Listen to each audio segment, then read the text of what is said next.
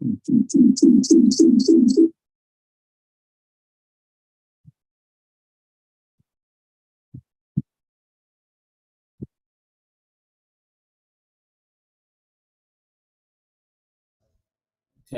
alaikum wa rahmatullahi wa barakatuh. Can y'all hear me? Can everyone hear me? I hear you just well. Okay, alhamdulillah, alhamdulillah. Assalamu alaikum wa rahmatullahi wa barakatuh. Welcome everyone to our weekly Maliki Fiqh class. I'm going to try to pull up the live stream on YouTube for anybody who may be watching us there. Okay. Can everyone hear me? Okay.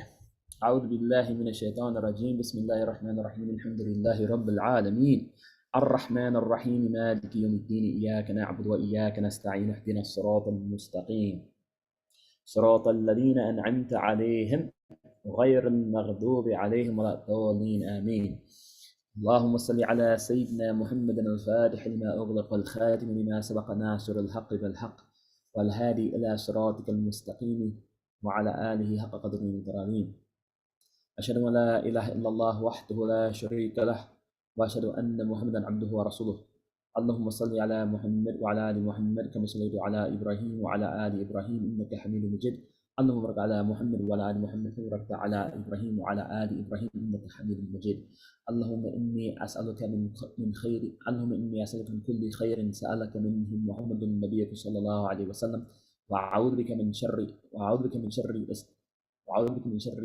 كل شر استعاذك منه محمد النبي صلى الله عليه وسلم اللهم اغفر لنا ما قدمنا وما أخرنا وما أسررنا وما أعلنا وما أنت أعلم وما منا ربنا آتنا في الدنيا حسنة وفي الآخرة حسنة وقنا عذاب النار اللهم إنا نعوذ بك من فتنة المحيا والممات ومن فتنة القبر من فتنة السير الجال ومن عذاب النار وسوء المصير اللهم صل على سيدنا محمد رضي الله عن أصحاب رسول الله صلى الله عليه وسلم لا حول ولا قوة إلا بالله العلي العظيم يا أحمد الشيخ أختنا بهذا المحضر والتعطفي بالنظرة تأتينا بدفع أما بعد Alhamdulillah, welcome everyone to our weekly Maliki Fiqh class. Got a little tongue-tied there, which is a beautiful reminder to slow down and make the dua slow sometimes. Alhamdulillah. So welcome everyone once again to our weekly Maliki Fiqh class. We didn't have class last week because it was the Eid, and the week before that I was helping some family friends, a good friend of ours, brother by the name of Ibrahim Abdul Mateen. May Allah be pleased with him, have mercy on him, reward him, return to Allah. And so we were, preparing for the janazah and whatnot. And so because we haven't had class for 2 weeks, I actually kind of forgot, that today was class day. And when I saw that it was 3, I started to send out a reminder and say, oh, we'll postpone again till next week. But I said, no, I don't want to do that because I want us to get the barakah of meeting. And also because I want to make sure that we get back on schedule, right? So we're back on schedule now, and I figure the best way to do that is to actually meet, right? But wa alaikum salam wa rahmatullahi wa barakatuh. Welcome everyone. Thank you all for coming. May Allah reward you. May Allah bless you. I pray everyone had a blessed Eid. May Allah accept all of the worship that you did in the first 10 days of the Hijjah, whether it was a lot or a little bit, even if it was just the regular worship that you do. May Allah reward you immensely with a special blessing for doing it in a special blessed time. We're not going to have a long class today. But like I said, I wanted us to have the barakah meeting. And next week, inshallah, we're going to start again. We're going to start the book again. We're going to start a new cycle of going through the whole set of lessons that we have based around the translation of sections or the transmission of sections from the Shar as-Saghir from Sheikh Amin. Alhamdulillah. Assalamu alaikum. Welcome. Alhamdulillah, welcome. And as I was saying, we're gearing up next week to start a new cycle of the book. For folks who are new or haven't been here for a while or haven't been here often, my name is Ustadh Habibur-Rasul. I am teaching lessons on the subject of the Maliki Madhab Fiqh. We're going to give some basic definitions today as we get ready to start the cycle again. Fiqh, I found a really nice concise definition of fiqh recently in this book right here, which is a book about Sheikh Ibrahim Niyas that was written by our brother Dr. Zachariah Wright, or Zachary Wright, called Living Knowledge in West African Islam. But basically, fiqh is the application, or the scholarly interpretation of how to apply the Sharia, as taken from the Quran and the Sunnah. And of course, over in the first maybe roughly century after the Prophet ﷺ's returning to Allah in the physical form, in the around the 7th and 8th century, you have the emergence of fiqh as a distinct field of study, where people are taking the Quran and taking the Sunnah of Muhammad ﷺ and systematizing. How do you take all of that and implement it into your everyday life, right? How we pray, how we make wudu, how we fast, and whatnot, and on to things, those are matters of what they call ibadah, worship. And then on to things they call mu'amalat, actions, things like divorce and marriage and inheritance and doing business, things of this sort, right? And so, for approaches to that science, to that project, to that endeavor, emerged that actually many different approaches to that emerged. And these are what we call the madahib, or the madhabs, or the schools of thought, right? But four sort of stood the test of time, and the others sort of got kind of incorporated into these four, right? Them being the madhab, or the school of thought, or the methodology of Imam Abu Hanifa, rahmatullahi, of Imam Malik, rahmatullahi, Imam Shafi, rahmatullahi, and Imam Ahmed ibn Hanbal, rahmatullahi, those four. And the Muslims who follow, or who are born into the Shia tradition, generally tend to follow the Ja'fari madhab. And that, some of our teachers, they say that's like the fifth one, right? We recognize them as being a part of our ummah, as being Muslims, and we recognize the Ja'fari madhab as being legitimate, even if we have some significant differences of opinion around certain points of theology or law or history or what have you, right? And so that's our basic overview of what we're teaching. And me, I studied this information from my teacher, a man named Sheikh Amin Abdul Awal. May Allah preserve him. Assalamu alaikum, Hajj Dawood. Welcome. Alhamdulillah, it's good to see familiar names coming back into the class. Assalamu alaikum warahmatullah. Welcome. Assalamu alaikum, Hajj Dawood. How you doing today? Wa alaikum salam. Alhamdulillah. Habibi, and yourself? Alhamdulillah, I'm well. Alhamdulillah. Assalamu alaikum, everyone. Assalamu alaikum. Welcome. So, as I was saying, I studied this information from Sheikh Amin Abdul Awal, who became Muslim during the 1960s and began studying this information with a renowned Egyptian Muslim scholar by the name of Dr. Suleiman Dunya, rahmatullah alayhi. And Sheikh Amin began studying with him in the late 60s, and as far as I know, is the earliest person that I know of to begin studying and teaching Islam in this country according to a specific madhab, right? The Maliki madhab, right? And so this is where this information is coming from. In particular, Dr. Dunya taught Sheikh Amin from a book called Sharh Asariya. Means the diminutive, or the little, or the detailed explanation, depending on how you translate it. It's really small. But it's not a small book. It's a big book in size and also in stature. It's a book that's used to teach on the graduate level at Al-Azhar University for the Maliki Madhab. And Dr. Dunya, he did not teach him the matan, the text, word for word, meaning he didn't go from the beginning to the end and teach him every word, but rather he drew the information that he felt was most important, most necessary, most practical for Muslims living at the time we are in a place we focus on things like how do you calculate zakat, things like that. We focus primarily on ibadah. And if you open up any fiqh book, you'll find that the majority of the book, or the largest sections of the book, usually have to usually address things like tahara, purification, and salah, right?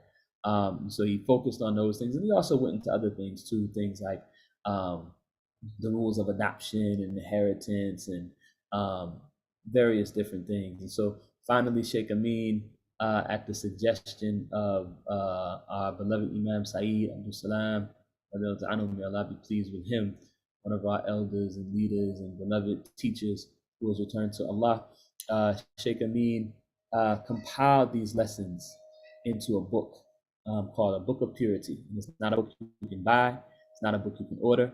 The way Sheikh Amin taught us was that you would come and study with him, and once you studied the material, once he saw that you understood the material, actually what he would do, and what I encourage everyone here to do, whether you're in the Zoom room or on YouTube, whether this is your first class or your 10th class, what we encourage everyone to do is to take notes.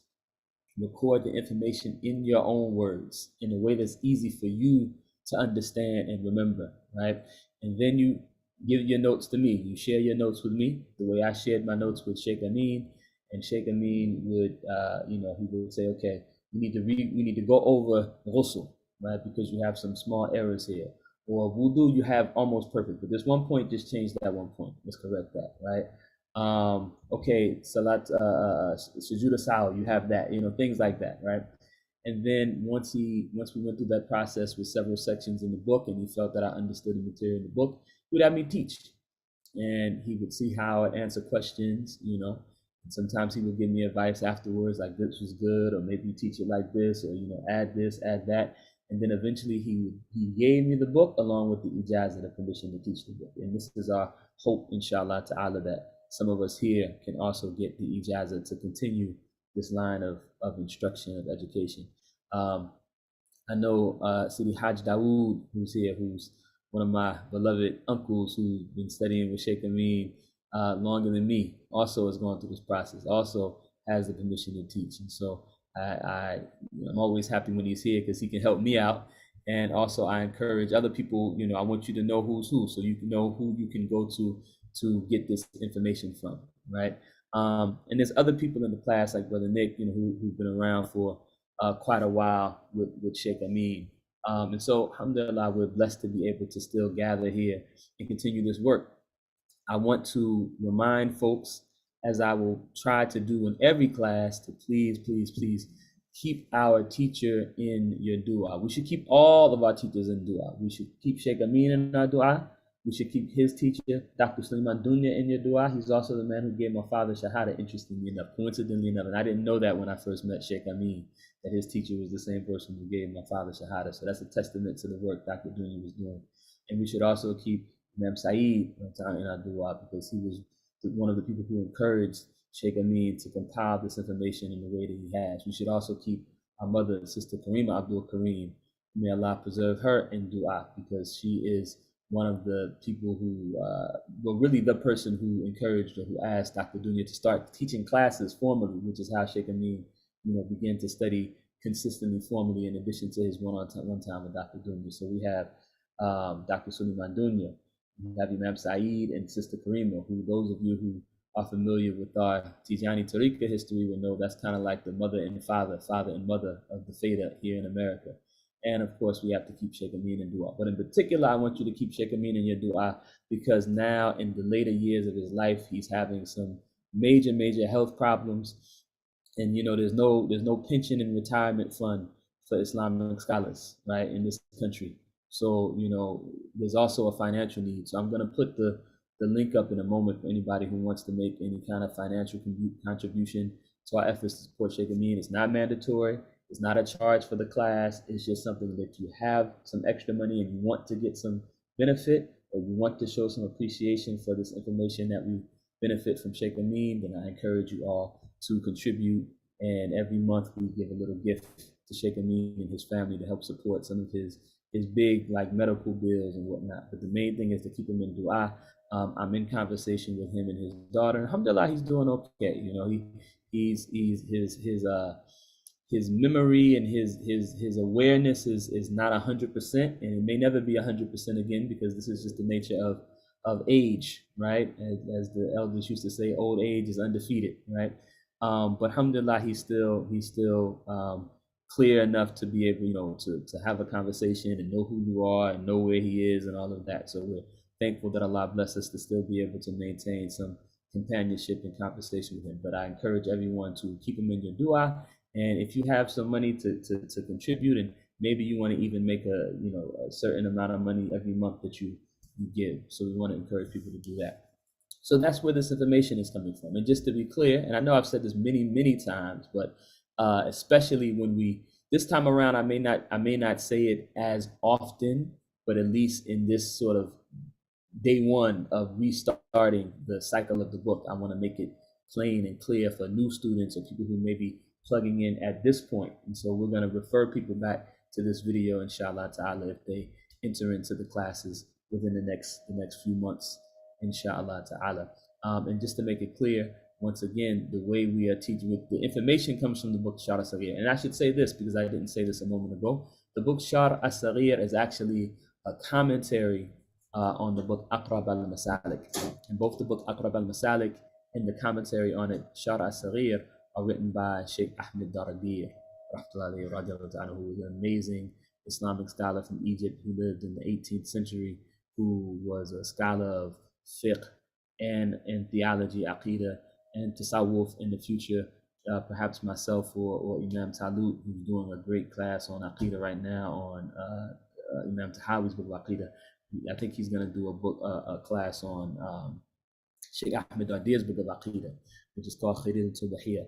But he was a big scholar in the Maliki Madhab, and he wrote the book Aqrab al-Masalik, which is a Maliki Fiqh, sort of mid-level Maliki Fiqh book, this advanced commentary on his own book called Shar as-Saghir. This is Muhammad, who wants to ask me a question. What's up? You okay? No, but I'm hungry. You hungry? Yeah. Did you eat your cantaloupe? No. You go eat your cantaloupe. When I finish with class, I'll come check on you. Maybe do something else, okay? Okay. Finish your cantaloupe, okay? Use your hands. Alhamdulillah. Allahumma salli wa sallam ala sayyidina.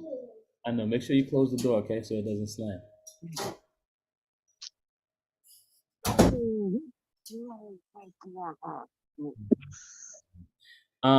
So this is the genealogy of what we're learning and what we're teaching. And I always like to start off by saying, and I'll probably say this again next week, a madhab is not a sort of book of rulings. Some people, they think that a madhab, a methodology is, and sometimes people use the word minhaj, right? A lot of our what they call Salafi brothers and sisters, other brothers and sisters who follow the kind of Salafi tradition, which we can talk more about what that is if anybody doesn't know. They'll say they follow in the manhaj, right? Well, manhaj and madhab are really synonyms. But a madhab, which is the term we use for a school of thought, an approach to learning and applying the Quran and the Sunnah, the Sharia, right? The sacred law, if you will, of Islam, right? The methodology for understanding it, accessing it, and teaching it, implementing it, right? We call that a madhab, right? But it's not just a book of rules. Some people, they have this idea that you have this is the Maliki madhab where we do things this way. This is the Hanafi madhab where we do things this way, and it's not like that.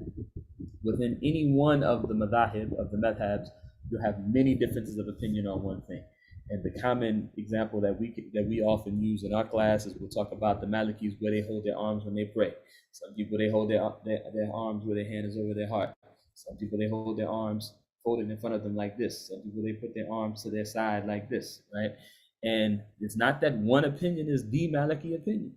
All the Malikis who have these different opinions have their arguments for why they think this opinion or that opinion is the strongest, right? And so sometimes you'll have terms like mashhur, the popular opinion in the madhab. The madhab, the opinion on a particular question, a particular subject that is well known, or that madhab is famous for following, right? But then you also have the concept of what's the strongest opinion, right? And so even on one particular issue, you may have 10 different opinions on an issue, right? Within one madhab, right? And so the madhab we should think of as an approach, a methodology, right? And so what distinguishes Imam Abu Hanifa's methodology from Imam Malik's methodology, from Imam Shafi's methodology, from Imam Ahmad ibn Hanbal's methodology? That subject is the subject we call usul fiqh, right? The foundations of fiqh, the foundations and I should give this, and this I'll probably say again next week too, but I'll say it now. Fiqh literally means understanding, right? And in the Quran, Allah says that He gives who He wills an understanding, meaning an understanding of the religion, right? And so fiqh here we can think of as a valid understanding of how to implement the Quran and Sunnah, provided by scholars who have the permission to do so, right? A valid opinion on how to derive rulings from or implement the Quran and the Sunnah, right? By a scholar, a qualified scholar who has the qualifications, the permission to engage in that practice. That's our kind of more detailed explanation of what fiqh is. And so when you're doing that, you have different methodologies, right? And that's the usul of the madhab, right? One of the things that really distinguishes the usul of the Maliki madhab is Imam Malik rahmatullahi placed a high regard, high consideration for what the scholarly people of the early Muslim communities in Medina thought was the right way to do things, right? And so if he had one hadith, even if it was a single hadith, a strong hadith, if all he had was one hadith that said the Prophet ﷺ did something one way, but many accounts from the scholarly people of Medina that says the Prophet ﷺ did it another way, he would privilege that over the single hadith, right? And then what would he do if he had a bunch of hadith? Well, that gets into the usul, right, which is above kind of what we're going to be talking about in this class for the most part, and beyond what I feel comfortable teaching at this particular moment. But that's just to give you a little bit of a taste of an indication of what constitutes the differences in the different madhahib. And I think we're going to stop there. We're not going to go into any detailed discussion of any points of fiqh today. But next week, inshallah ta'ala, we're going to give a little bit more of a structured definition of some terms. And we may even jump into the book next week, right? Inshallah ta'ala.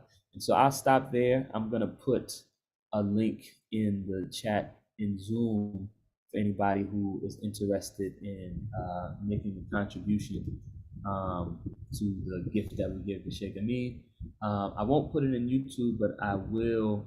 If anybody in YouTube is interested, they can send me an email, and I'll put my email address up in the YouTube, and then inshallah ta'ala, I can respond and give you the information that way. But while I'm doing that, does anybody have any questions on anything that we talked about today, or anything we didn't talk about today? Maybe you have some other fiqh-related questions that you need answered. My teacher would always, he would take time to attend to the needs of the students. So maybe you have a particular need, a particular question that you need answered. Inshallah, this is the time to ask. And if we can provide an answer, we will. And if we can't, inshallah, we'll get back to you after we talk to more knowledgeable people than us. Does anybody have any questions?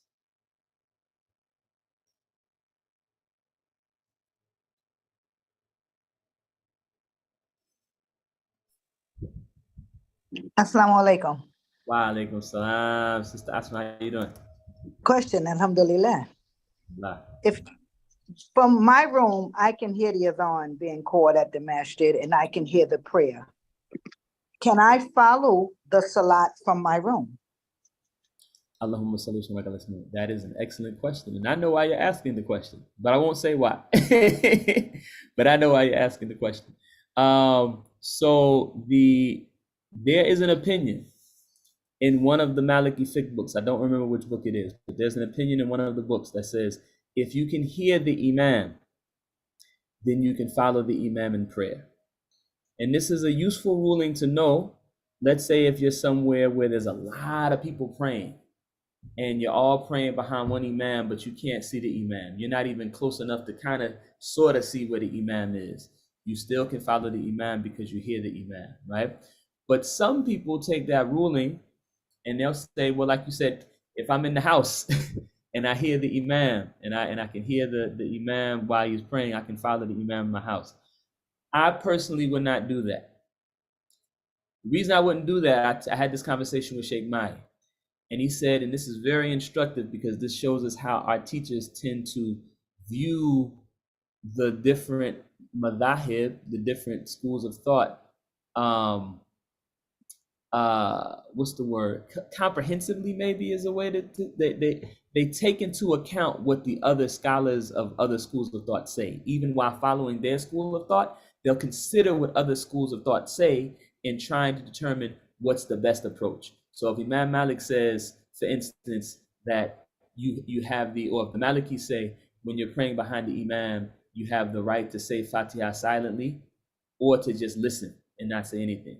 You shouldn't say a surah after Fatiha, but you can listen to the Imam if it's a prayer that he's praying. Let's say the Imam is praying Salatul Fajr, Salatul Subh, right? We call it Salatul Fajr, Salatul Subh, same prayer.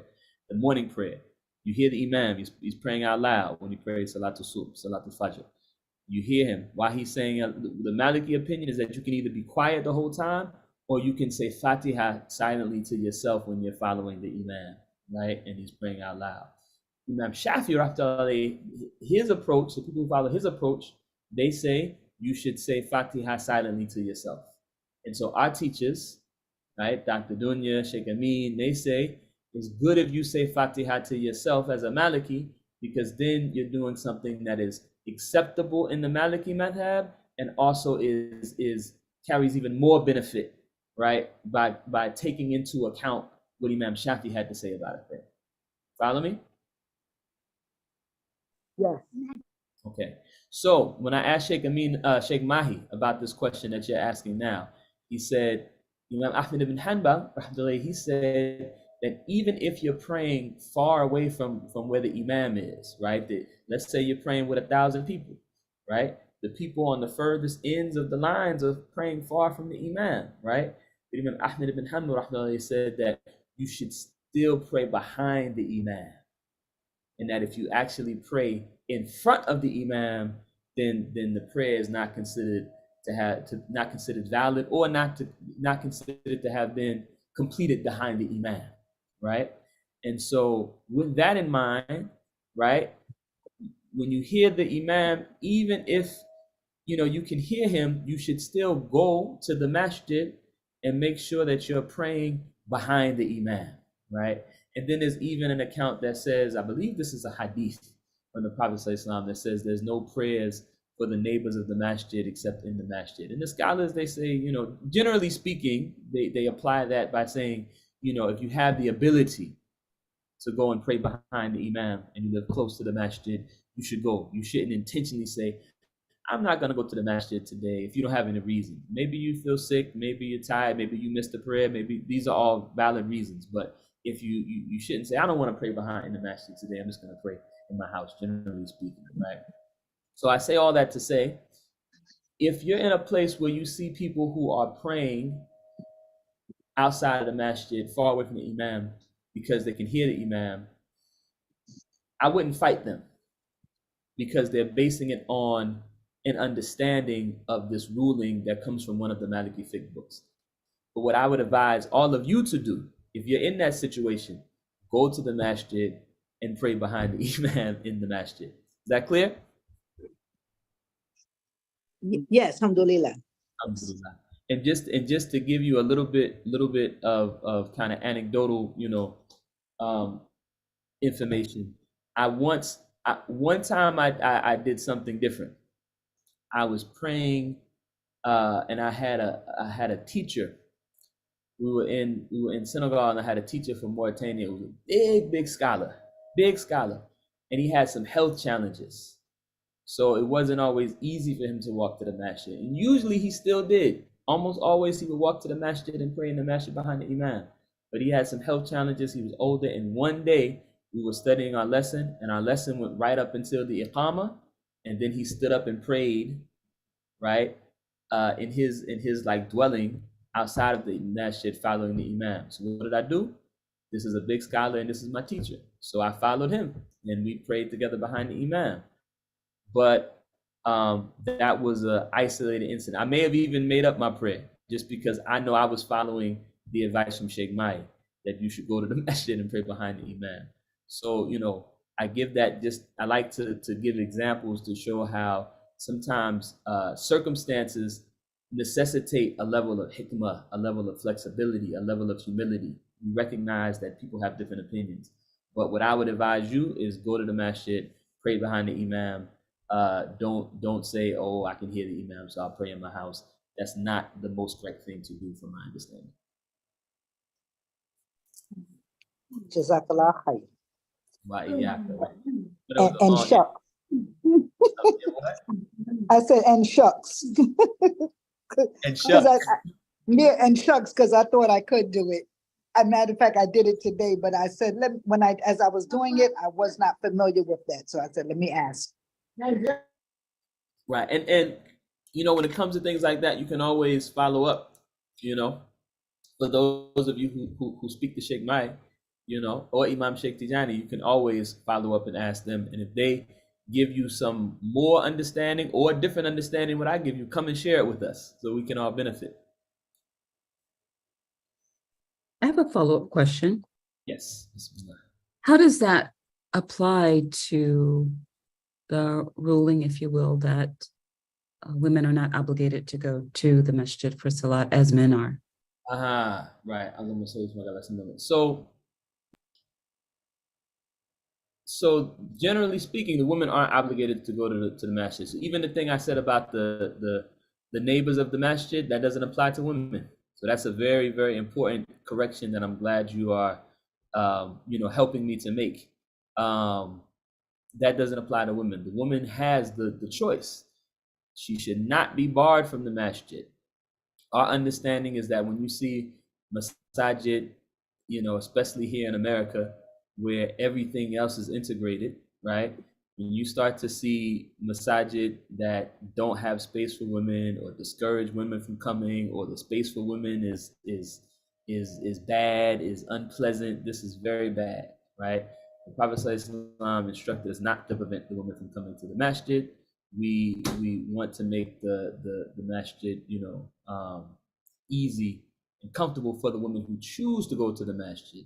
But the women are not obligated to go to the masjid. If the woman chooses to pray in the house, then that's also very good, right? Some accounts say that the Prophet ﷺ said that's even better, but everybody's situation is different, right? So we're not saying, oh, it's better for the woman to pray in the house as a matter of universal application, right? But that hadith lets us know that the woman should not be blamed if she chooses to not leave the house and go to the masjid. There's a blessing in that too. This is also something that is laudable, right? But now, in terms of following, the thing about hearing the imam, that's a good question. I would ask Sheikh Mai. But my understanding from the conversations we've had about it in the past is that if you're gonna pray in your house, then you pray by yourself, right? Unless you're praying with a Jummah in your house, I've also experienced that. I had another teacher who's also Mauritanian, actually, when we were in Senegal, who I didn't get to study with as much, but he was a very good teacher. And sometimes he would also pray basically in his building, in his house, if he wasn't able to go to the masjid, right? But he would still pray in Jama'ah, meaning he would have students, right? That, we would go and we would pray sometimes, around the same time as the Jama'ah in the masjid. But if for some reason we couldn't go to the masjid, we would pray in Jama'ah, like on his roof. So if you have a Jama'ah to pray with at your house, then this is good, right?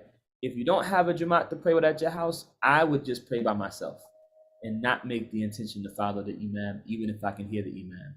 But Allahu Alam, this is a question that I would encourage. And if I get a chance to have the conversation with him as a follow-up, I will. But I would encourage, especially any of the sisters who, if you happen to talk to Sheikh Mai before me, ask him. If you're praying in your house and you're not able to go to the masjid, but you hear the imam, is it better for you to make the intention to follow the imam, or is it better for you to pray by yourself, right? So we can get the follow-up. But for now, what I would advise you to do is to pray by yourself and to not follow the imam. But know that you're not missing out, because as a woman, you're following the sunnah, whether you go to the masjid or don't.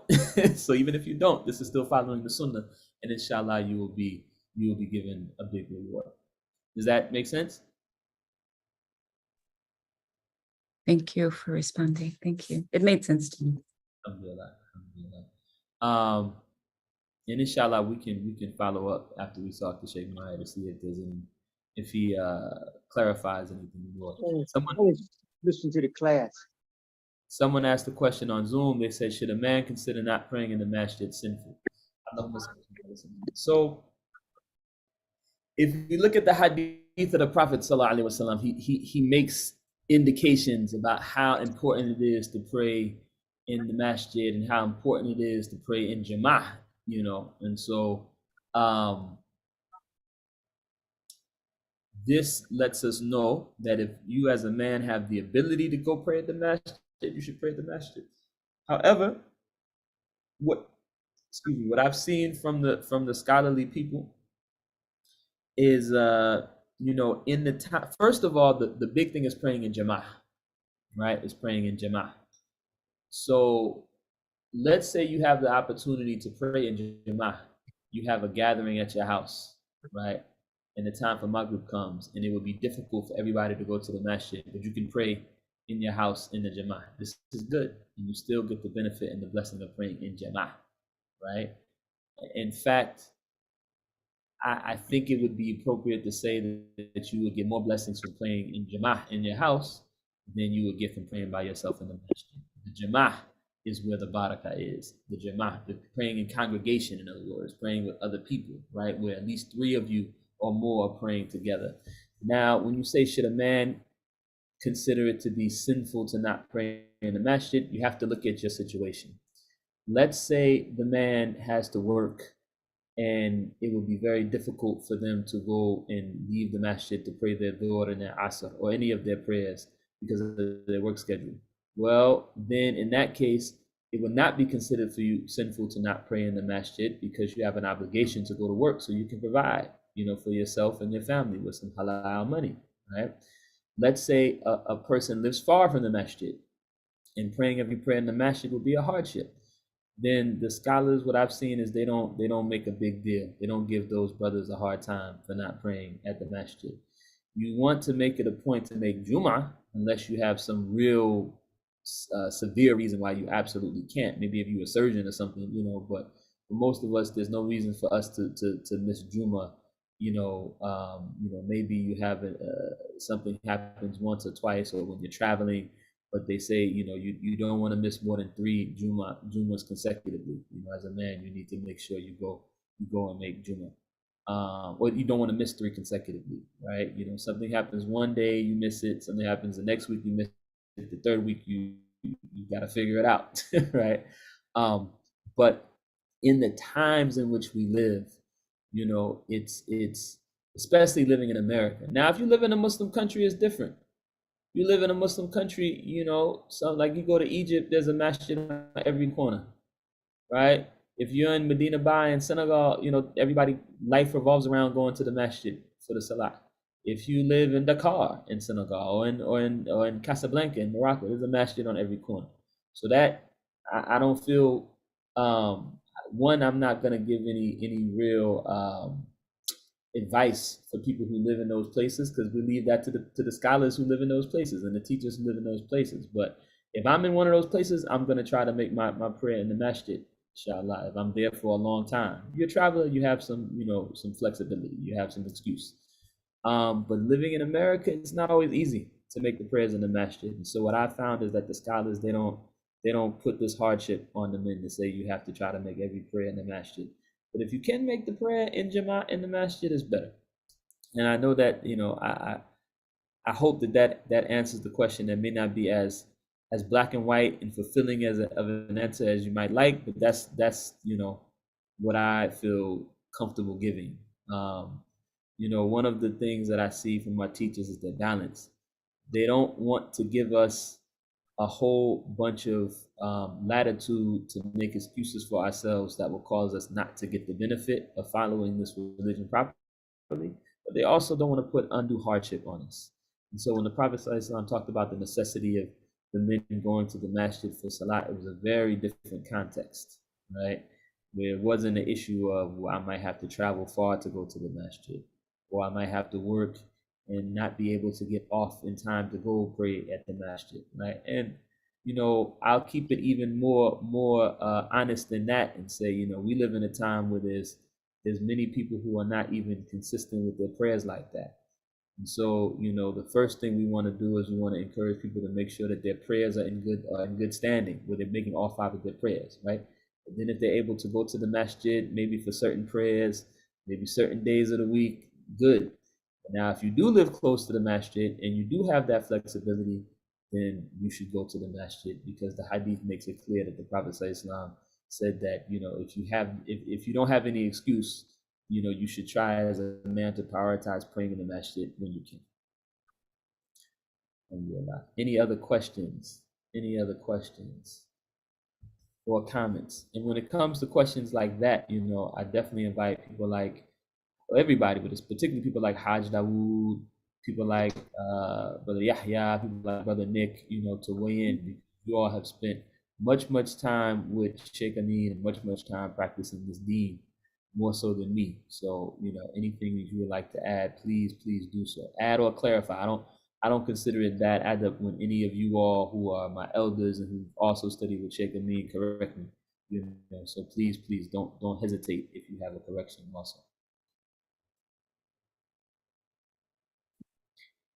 Any other questions? Any other questions? I'm looking on YouTube as well, and I don't see any questions. I'm going to type my email in the YouTube space in case anybody who happens to see us online wants to chime in. Wa alaikum salam wa rahmatullahi wa barakatuh. Or rather wants to contact me. Wa alaikum salam wa rahmatullahi wa barakatuh. Uncle Yahya, how you doing? Alhamdulillah. I'm glad I caught you, man. It's been a little hard for me catching up with you on the time, because I'm doing this, that, and the other. I So I understand. just came. We didn't have class the last 2 weeks, so you didn't miss anything. Last yeah, week, okay. Well, alhamdulillah, I think I week knew before that, I had came up and stuff like that. Yeah. I think you answered that question really about that question about the masjid, probably like Sheikh Amin would answer it. I think that's about the best that I know. I mean, I could be wrong, but I think that's about the best way you can do it. I wanted to ask you something. I was thinking maybe I should can you hear me? I can hear you. Oh, yeah. I was thinking maybe I could ask it like privately, but I think it should be, I think it should be something that maybe everybody can benefit. Where I'm near, the mosques and stuff like that. I spoke to you. And for people that don't know, the mosque I go to is basically guys that have come from the Wallace D camp. So it's a lot of things that needs to be worked on, and there's a lot of things I need to work on myself. So you know what I mean? We all, are trying to improve on our character and behavior, inshallah. But in going to the mosque, when you find fitna, what would you say? I got an idea what I would do, but I would like to hear, what would you say? Like if you see, things where people are just doing things that without any shadow of a doubt is not the way a Muslim should carry themselves and stuff like that.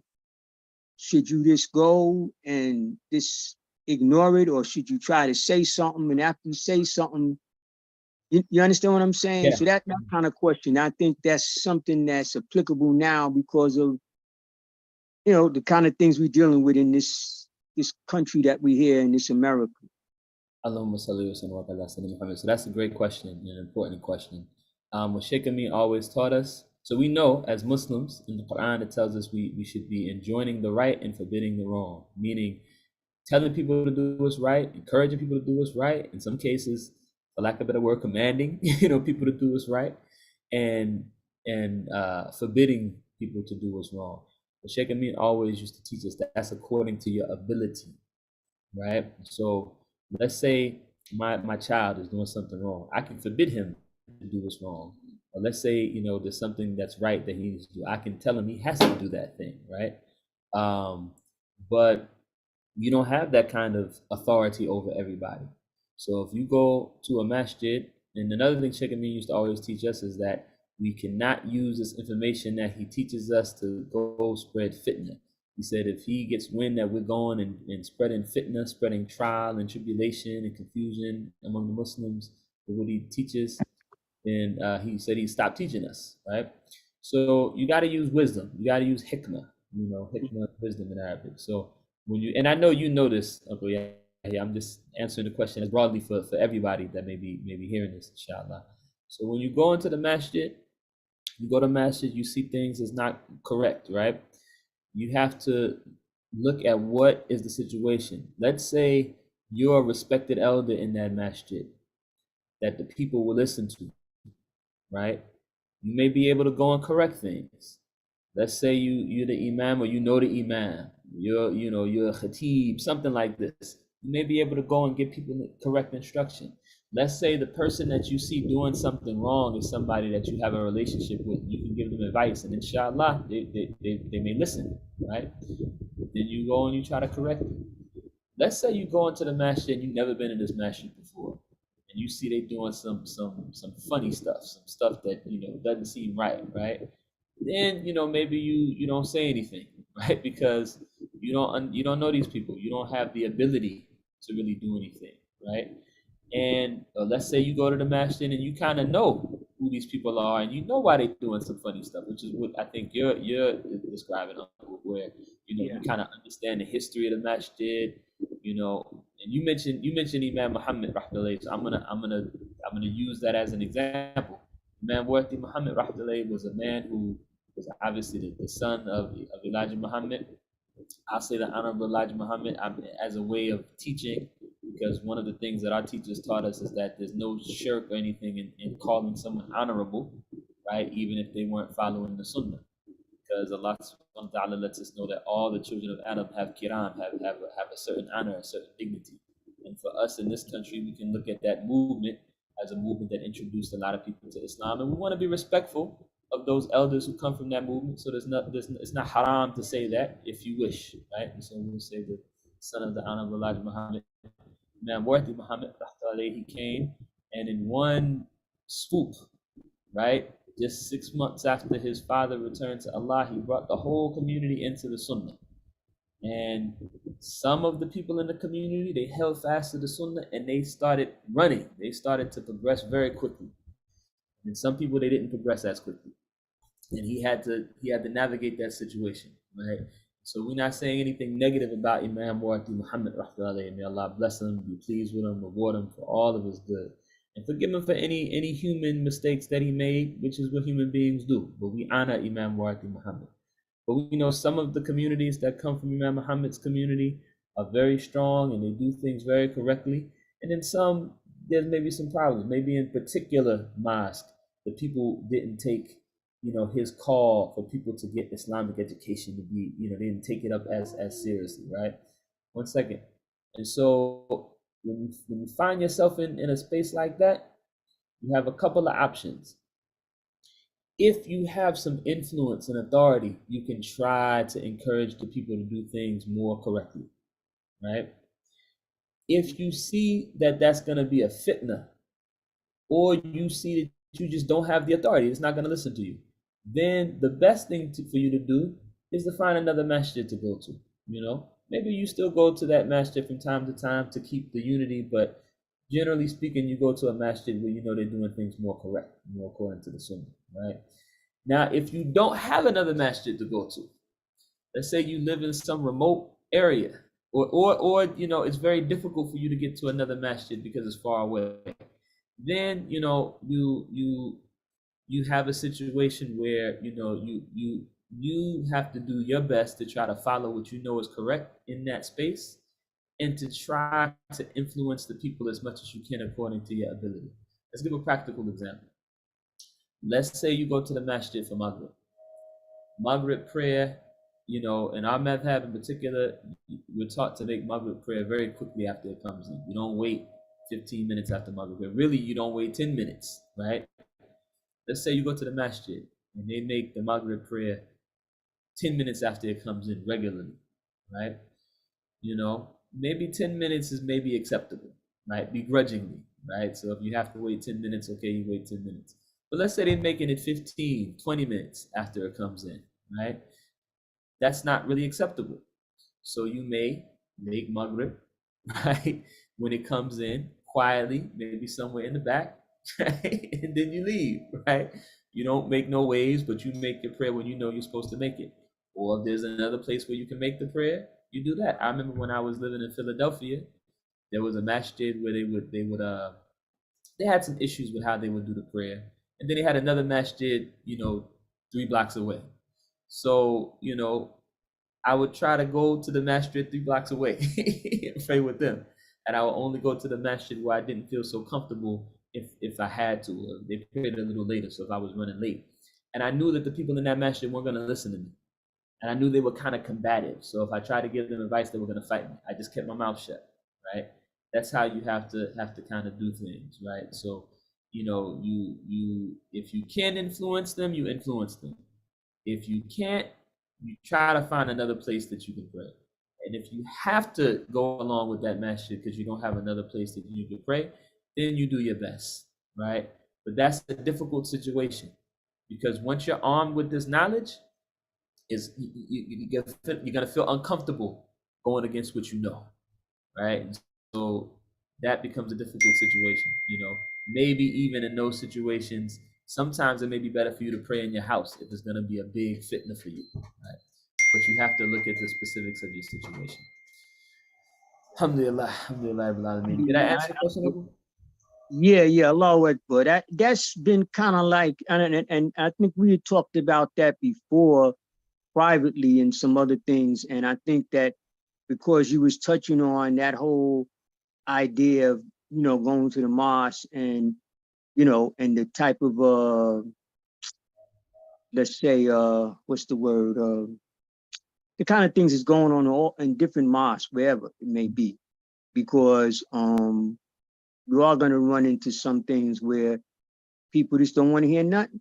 I ran into a guy, I told him something simple, and the guy argued with me. I said, you know what? Let's let it go. Let's keep walking. He didn't want to hear it. He said, you don't have to call the car. I said, man, I can't, so he wanted to argue me, and I said, okay, this guy's a cook. That's his profession. But, I'm hearing from people that's like, these guys is like qualified people that, said, yeah, but what can I say? I can't bust him on the head and knock him out and drag him and make him do it, because then I'd be breaking the rule of just trying to hurt my brother. He's just misinformed or not informed. So you got to find a way, some kind of way. So we just make do with that, inshallah, for all our Muslim brothers and sisters, because it's a challenge. And you just got to, hopefully, I'm talking to myself now, find a way. And like you say, if you can, if it's a problem, I guess, just stay in your house for a minute until you can find it, go to the other mosque that is probably more suitable in that condition. And I'll say just, two other things. One is that you do have the right to say what's correct. I don't want to, I'm a person who's conflict averse. I don't like getting into it with people.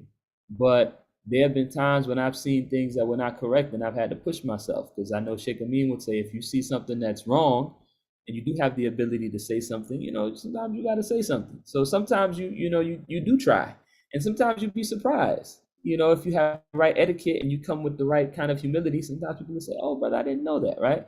But once you try and you see the people ain't trying to listen, then, you don't keep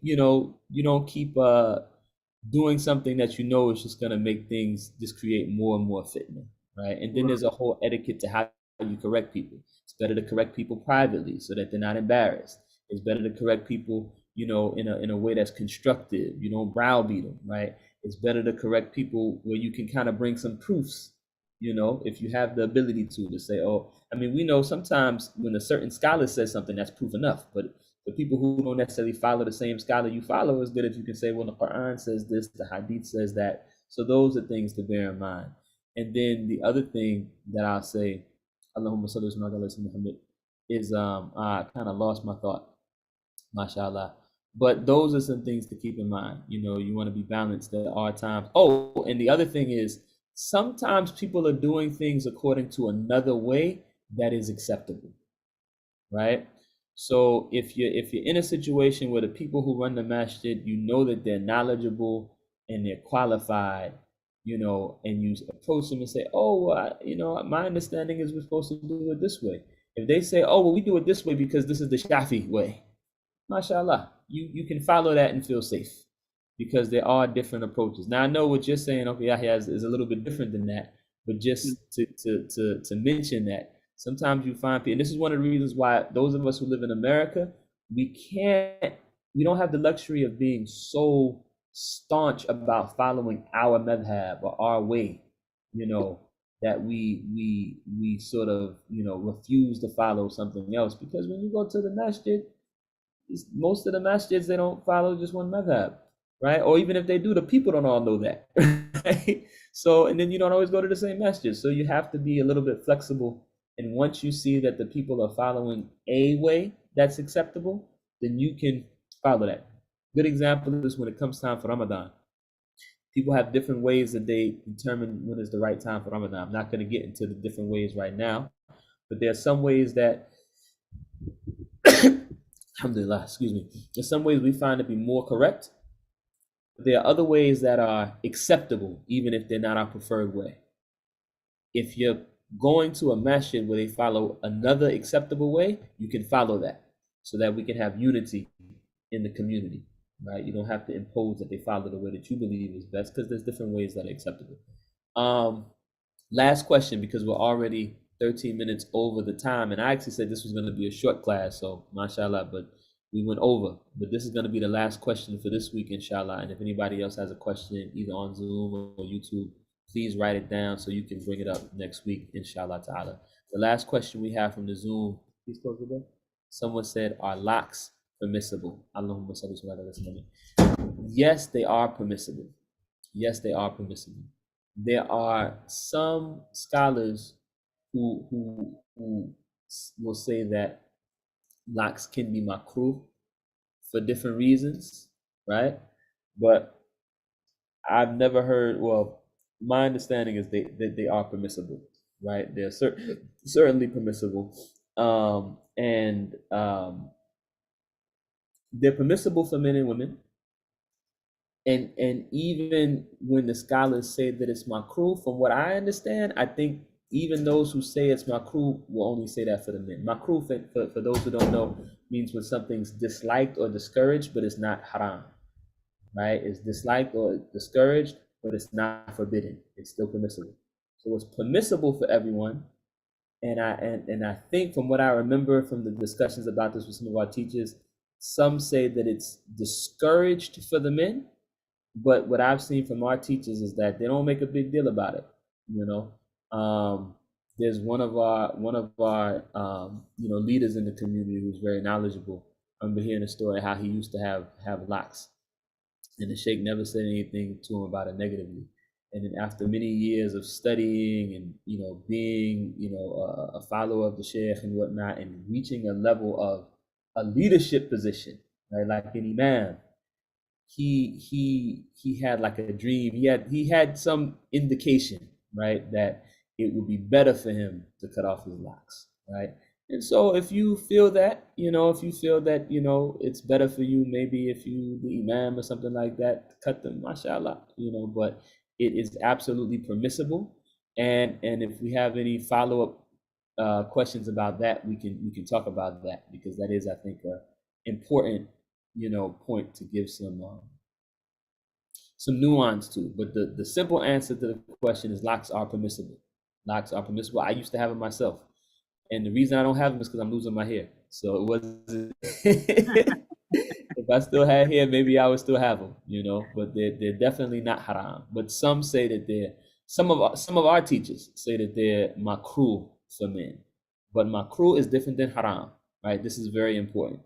because when something is makruh, we don't want to commit the sin of making something that is permissible impermissible, because this can run people away from the religion and put an undue burden on it. It is haram to make what's permissible impermissible, and it's haram to make what's impermissible permissible. So inshallah, we'll leave it at that unless anybody has any follow-up clarification questions about the locks issue. Inshallah. Somebody messaged me privately saying, does Sheikh Mai have locks? From what I understand, I think he had twists, and the twists are completely permissible, completely permissible, not even makruh, right? So, but when he had twists, to some of us it looked like locks. When I asked him about it, he said, no, I didn't have locks. I had like something. When he described it, he described what we say twist.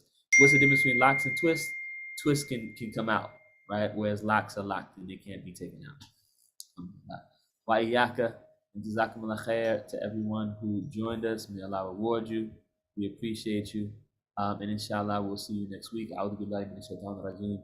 Bismillahir rahmanir rahim. Alhamdulillahi rabbil alamin. Ar-rahmanir rahim. Maliki yawmiddin. Iyyaka na'budu wa iyyaka nasta'in. Ihdinas siratal mustaqim. Siratal ladzina an'amta 'alayhim ghayril maghdubi 'alayhim waladdallin. Amin. اللهم صل على سيدنا محمد الفاتح لما أغلق والخاتم لما سبق ناصر الحق الهادي إلى صراطك المستقيم وعلى آله حق قدر العظيم.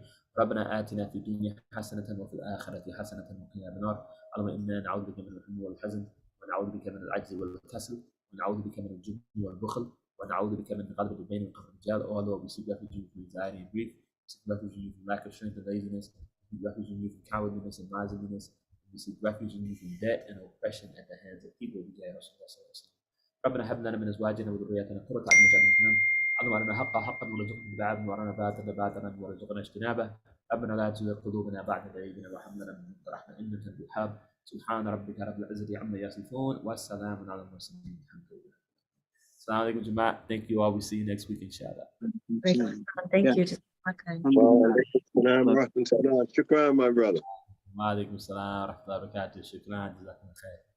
السلام عليكم ورحمة الله وبركاته.